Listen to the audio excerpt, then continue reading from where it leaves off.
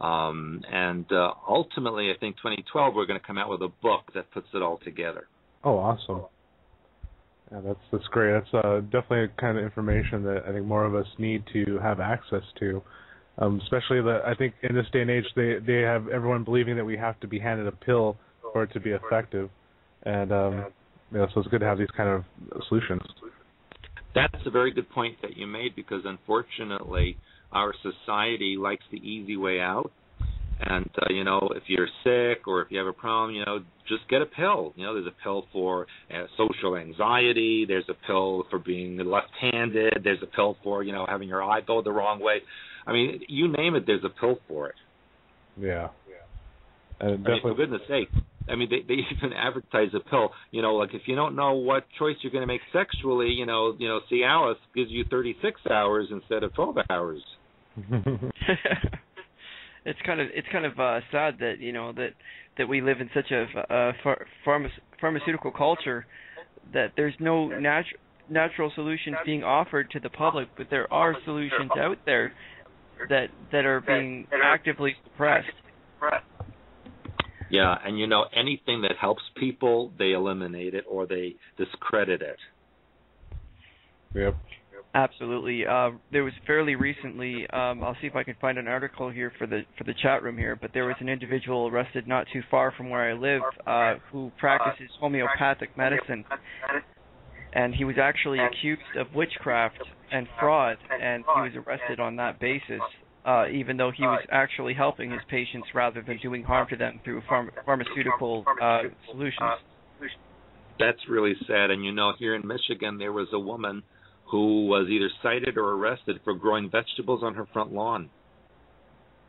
Yeah, we reported on that story, and it is like some obscure little city ordinance that they try to get on her or something like that. It's pretty lame. And just a heads up for everyone listening right now, I think Blog Talk might be experiencing something with the echoing, because like the lad and I are on independent connections here and everything. So I'm apologize for that little bit of delay echo thing going on. We're just going to try to work through it. Well, there's always sabotage when you give good information, eh? Oh yeah. We can't go making sense for people and helping them advance their sole purposes and missions. And come on. Yeah, exactly. One of the questions that I was thinking about here is that in relation to the hyperspace aspect, and when you're saying how the question earlier about the astral versus the hyperspace, is there any other indicators that one could use to kind of delineate within that left brain mentality there? Yeah, I always say be careful of the astral because it's a bad neighborhood. There's a lot of demonic entities there. The government uses technology in the lower astral. So that's why I always tell people to go right into the hyperspace level. And the entry code for hyperspace is royal blue, which is the color of the chakra at the pineal gland area. The entry code for the lower astral tends to be in the red colors or the red spectrum of colors. And so I just say, bypass that, go right into the royal blue, use the higher colors also like violet, silver, gold, etc., so you don't have to be bogged down with any possible attacks or connections or hooks that will be thrown at you in the astral levels. And that's unfortunate because, in ancient times, the astral levels were actually beneficial and useful as far as the mental work was concerned and healing work. But now it's so literally polluted with government energies and technologies and alien stuff in there, I don't recommend using it anymore.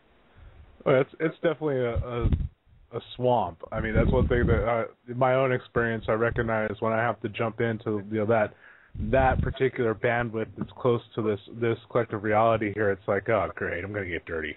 Yeah, right, exactly.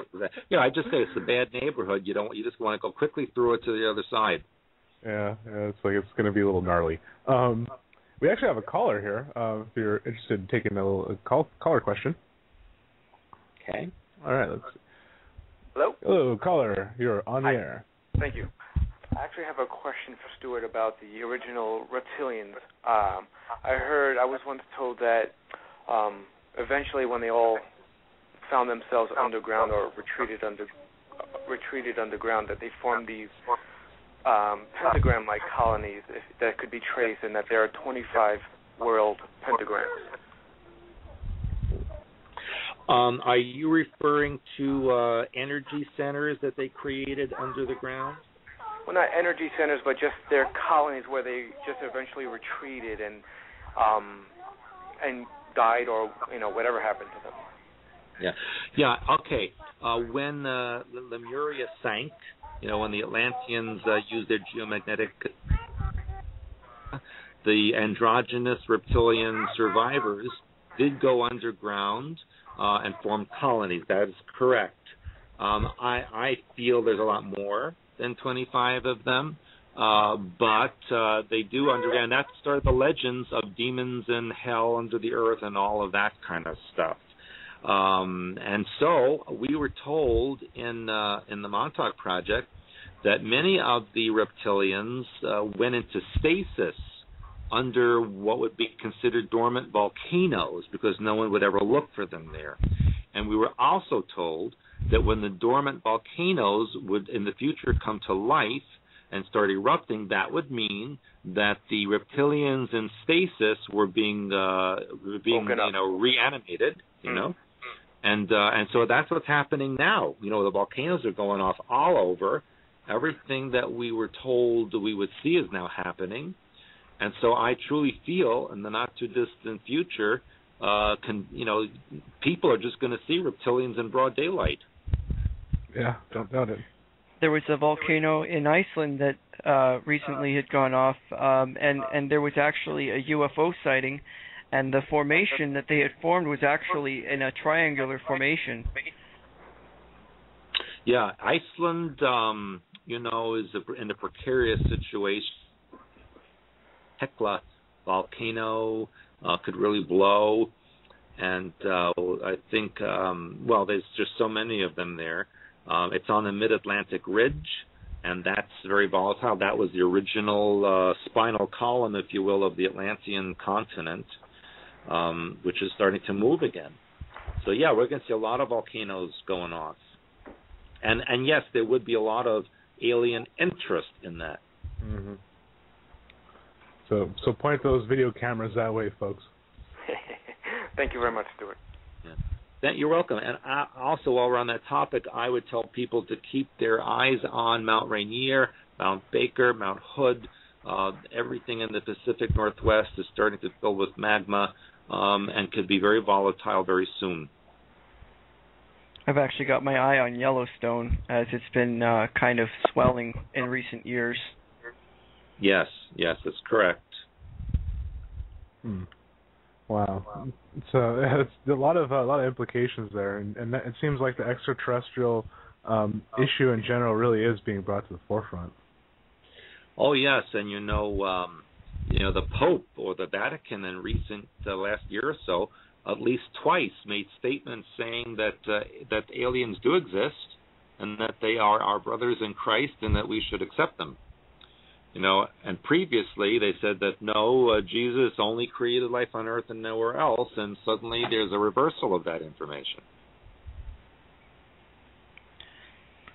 That's one of the interesting aspects of this whole subject that I've noticed as well, that they'll put something out in the news as if it's nothing, and no one will pay attention to it. And once it's in the news for maybe a couple of days, it'll be withdrawn and go back down in the memory hole, so that the plausibility of someone saying, well, I didn't know about that, well, they could say, well, hey, we told you so.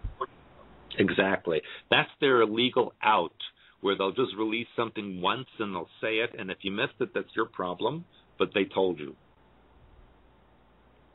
And the same thing, they named this odd Malaysian woman as the ambassador to alien civilizations, at the UN. Oh, yeah. Yes, Mrs. Othman. I thought it was quite interesting because there was it's leaving my mind right now. It's the Mothman.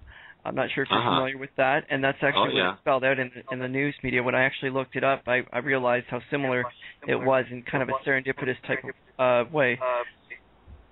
Yeah, very interesting. That whole Mothman thing was quite intriguing. Yeah, definitely. And I thought what was interesting about that whole ambassador thing. I remember there was a statement she made later, like going, "I have no idea what the hell you people are talking about." So it kind of sounds like a disinformation or psyop kind of to me, one way or another, including on the lady, unless she's lying. So. Well, there's been a lot of alien structure being set up around the world in recent times. She was just one of them.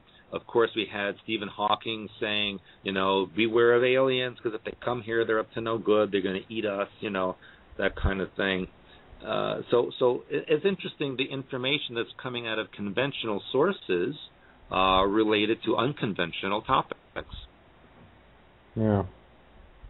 Let's, yeah, definitely. Sorry, but as I was looking at one of the questions I was receiving from the chat room here, it's a little bit off subject, but maybe not. I don't know. But had to do with the new Madrid fault. Do you see any problems occurring with that? Oh yeah, unfortunately, that is going on. And I mentioned earlier in the show about the St. Lawrence Seaway fault line, which people don't realize. That is part of the New Madrid fault line, because it Seaway cuts across Lake Erie into Ohio, and then when it cuts down into Ohio, that's when it becomes the New Madrid fault line and goes into Indiana, Illinois, Missouri, Arkansas, etc., and actually connects to a fault line in the Gulf of Mexico, which is also becoming active. And ever since the Gulf disaster last year, it's created a great instability in the tectonic plates underneath the Gulf that connect to the New Madrid fault line, and that we should see, and we are starting to see, a lot of quakes occurring now in Arkansas, Missouri, parts of southern Illinois, etc. The whole thing's becoming quite active. It's part of a very ancient continental fault line called the North American Craton, which kind of is like a U shape. It comes down and then it cuts across Arkansas into Texas, Oklahoma, and then goes up into the upper Midwest. And we're also seeing now quakes occurring in Texas, and a lot of them in Oklahoma. So it's all starting to move, and we need to be aware that people all across North America, doesn't matter where you live, you're going to feel something sooner or later. Absolutely, and that's one of the biggest, most important things to pay attention to is what's going on a physical level as well. That if we intend to change something, we might as well be around to change it. So to keep an eye on these fault zones and to know where you're living, what the dangers are, where you are. Not necessarily from a point of fear, but from a point of action to say, well, if there is a potential for an earthquake, you're going to need some food, you're going to need water, you're going to need your basic survival items, like a bug out bag or a whatever you want to call it, something to keep you alive and to have a plan of action rather than just to react, because 90% of the time, if you're unprepared, you're going to end up with some serious roadblocks as far as trying to rebuild. And that's one of the things that they've been advertising, the government's been advertising on mainstream media almost daily now, is to be aware of the Madrid fault line, to be aware of Yellowstone, to be aware of natural disasters. And in recent years, even going back as far as 2005, the Boxing Day tsunami, we're seeing a lot of geophysical activity on the Earth, and it's happening all around the world. If people haven't seen that by now, I hope that they do see it now, that they can learn to prepare and understand that it's a matter of understanding the world you're living in and being able to consciously create or change what would happen in the future.